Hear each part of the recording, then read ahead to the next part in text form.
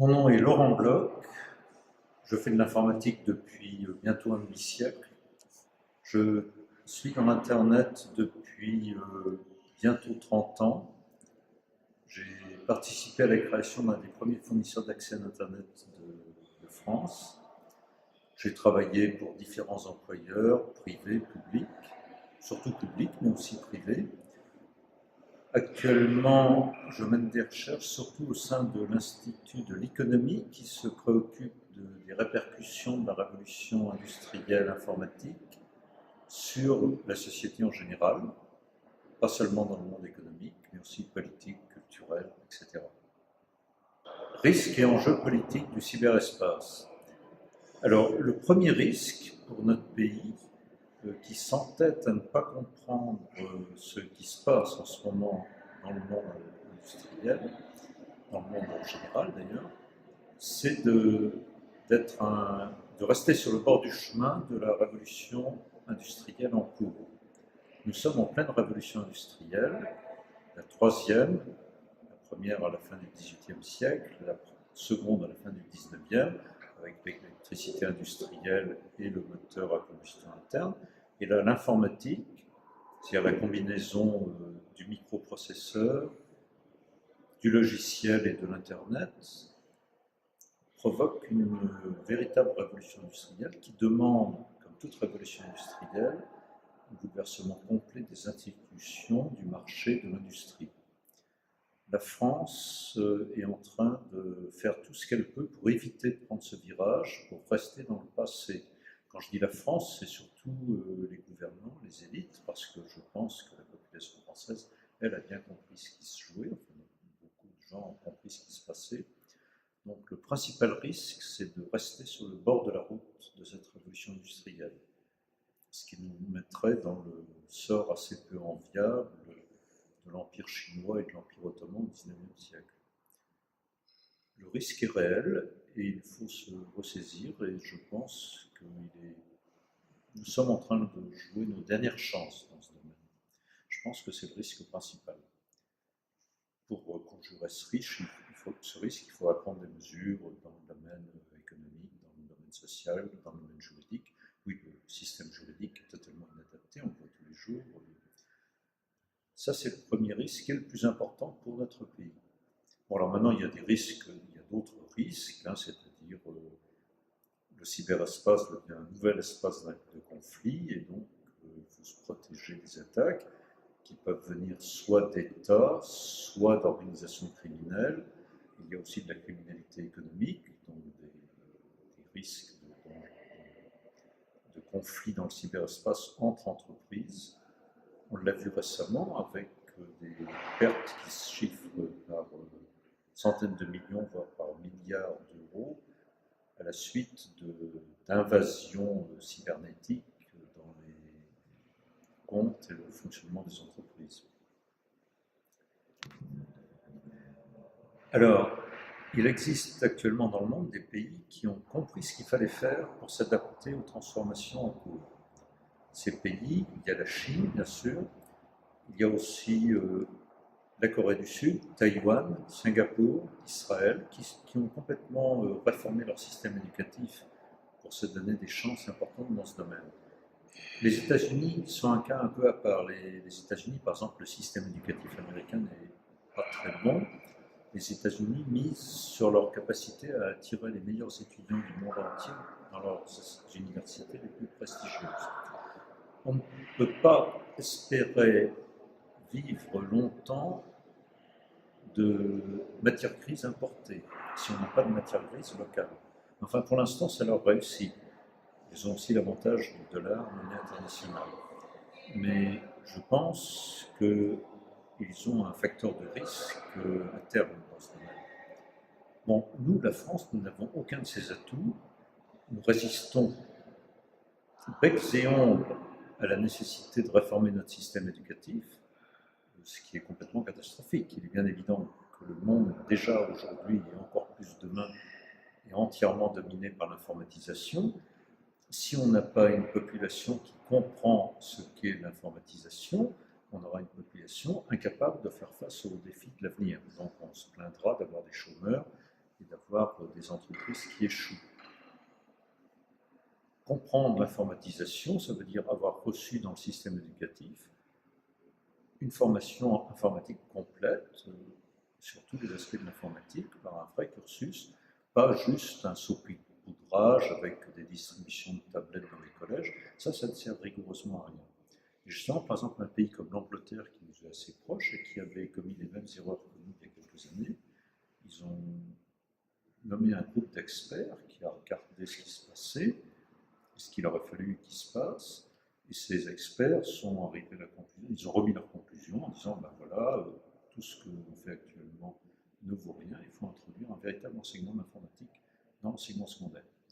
Donc ils ont balancé à la poubelle tout ce qui se faisait auparavant, et maintenant l'équivalent du baccalauréat, l'examen de fin d'études secondaires en Angleterre, dans toutes les sections, il y a un examen d'informatique obligatoire, comme il y a un examen de mathématiques, un examen d'anglais, etc. C'est indispensable. Alors, les recommandations que je pourrais formuler pour un avenir numérique positif, ce serait, en tout premier lieu, la réforme du système éducatif. C'est-à-dire qu'il faut absolument que tous les enfants, au moins à partir du collège dans un premier temps, et progressivement dans l'enseignement primaire, reçoivent un véritable enseignement d'informatique. Alors l'enseignement de l'informatique, c'est la vraie informatique, hein, c'est pas de faire du muse avec des tablettes, c'est d'apprendre à programmer, d'avoir un apprentissage de ce que c'est qu'un système d'exploitation et comment ça marche, ce que ce sont des réseaux comme l'Internet et comment ça marche. Et quand je dis comment ça marche, avec des travaux pratiques, une explication des structures profondes des systèmes d'exploitation et des réseaux, et exactement la même chose pour une formation théorique sur les langages, les bases de données, des choses comme ça. Ce qui permettra aux gens, pas forcément de devenir tous des informaticiens, mais d'avoir tous une compréhension de ce qui se passe avec l'informatique. Ça, c'est la première recommandation. La recommandation qui va de pair avec celle-là, c'est bien sûr de former un corps enseignant, ce à quoi le ministère de l'Éducation nationale se refuse absolument, sous la pression notamment des syndicats, des lobbies corporatistes, etc. Il faut des vrais professeurs d'informatique qui soient titulaires d'un master en informatique passé à l'université ou dans une école d'ingénieurs, et qui soient vraiment des vrais professeurs d'informatique qui connaissent toutes les bases de cette science, puisque c'est une science, ce que se refuse absolument à admettre pas mal de gens encore. Tant qu'on sera dans cette politique du déni, rien du reste ne pourra se passer de façon positive.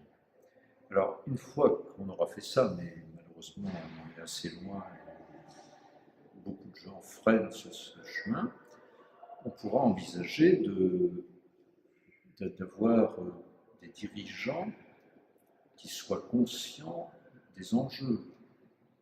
Bon, je ne voudrais pas jeter des pierres sur une ambulance, mais quand on entend Mme Lauvergeon, qui était encore la patronne d'Areva, dire je dépense je ne sais plus combien de millions d'euros par an pour l'informatique et je n'ai pas compris à quoi ça sert, contrairement à ce que pense Mme Lauvergeon, c'est vraiment pour Areva que c'est grave. Si Mme Lauvergeon ne comprend pas que son travail maintenant, le travail de son entreprise repose entièrement sur l'informatique, c'est vraiment qu'elle est incompétente et qu'elle ne devrait pas être à ce poste. D'ailleurs, on voit bien que les résultats ont été catastrophiques. Et on pourrait multiplier les exemples de cette sorte. L'appareil d'État est aussi en France, enfin tout le système politique français avec son système de grands corps qui campe sur des positions établies est un système effroyablement anachronique pour l'évolution rapide qui est exigée de nos sociétés. Regardons ce qui se passe dans le monde entier. Tout le monde, la plupart des pays modernes et même des pays moins avancés que nous sous certains aspects, ont compris qu'il fallait faire des choses, essayent de les faire avec des moyens divers et variés. Nous, on résiste, on essaie de ne pas le faire. Il ne sert à rien d'essayer de maintenir des emplois qui sont condamnés de toute façon en les mettant sous perfusion. Il faut permettre aux gens qui travaillent dans ces emplois-là d'évoluer vers de nouveaux emplois. Quand je vois que la Tunisie possède un enseignement d'informatique, possède un CAPES et une agrégation d'informatique, pour lesquels elle a su profiter de l'aide d'enseignants français. Donc la Tunisie a profité de ces experts français pour rénover son système éducatif, dans la mesure du possible, bien sûr. Et la France, qui possède ces mêmes experts, est incapable d'en faire autant, et on n'arrête pas de nous assommer de bavardages creux sur le sujet. Et je vois quand on essaye de réunir des commissions d'experts, on s'empresse d'y mettre des gens qui n'y connaissent rien. Enfin, bref, tout se passe comme si la société française était décidée à résister à l'évolution inéluctable en cours. Tout ce qui peut être informatisé sera informatisé. C'est inutile de le nier. Alors, comment est-ce que je me protège des risques du cyberespace? Alors, c'est évident qu'il y a des risques, notamment de vol de données personnelles, y compris d'escroquerie financière. Alors, comment dire? D'abord, j'emploie essentiellement des logiciels libres. Les logiciels libres ne sont pas nécessairement plus de meilleure qualité que les autres, mais ils sont plus ouverts, par définition, et on sait mieux ce qu'ils font.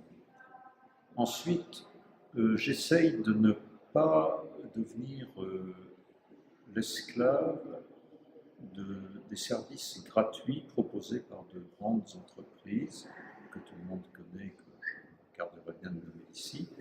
Mais il faut savoir que si on veut avoir une adresse électronique,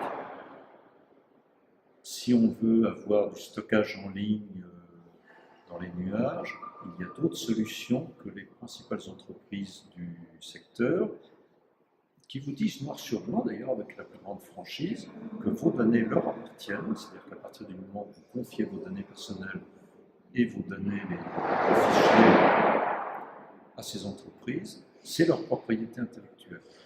Et ils en font ce qu'ils veulent. D'autre part, on sait que ces entreprises sont américaines, donc soumises aux lois américaines, notamment au Patriot Act et au Cloud Act, qui stipulent, qui disposent très clairement que si les autorités judiciaires américaines souhaitent accéder à ces données, elles leur appartiennent. D'ailleurs, l'accès est directement... Alors donc, ça vaut la peine de faire un petit effort et de se renseigner, ça existe, c'est assez facile à trouver, pour avoir des associations. Il existe en France, je citerai par exemple Framasoft, qui propose tout un tas de services en ligne de très bonne qualité et qui marchent, et même La Poste.net, qui finalement procure un service de courrier électronique qui, bon, il y a eu une panne récemment, mais enfin, personne n'est à l'abri d'avoir une panne, même les plus grandes entreprises leur arrivent. Et donc, utiliser ces services plutôt que des services offerts par des monopoles, finalement, c'est mieux et ça permet d'être plus indépendant. Alors maintenant, ensuite, il y a des règles de comportement à observer. Il est sûr que si on va sur des réseaux publics proclamer avec virulence des opinions très tranchées sur certains sujets, bon, ben, il y a des raisons sans doute d'avoir des opinions tranchées sur certains sujets dans certains domaines, mais il faut le faire avec précaution dans le choix du ton, des termes observés, des termes utilisés et du choix des interlocuteurs aussi. Il y a des interlocuteurs avec lesquels il faut mieux ne pas prendre langue, parce que sinon, bon, bah, de toute façon, tout ce qui est dit sur les réseaux sociaux et sur la presse publique, bon, bah, il faut y réfléchir encore deux fois avant de mettre ces données sur la presse publique.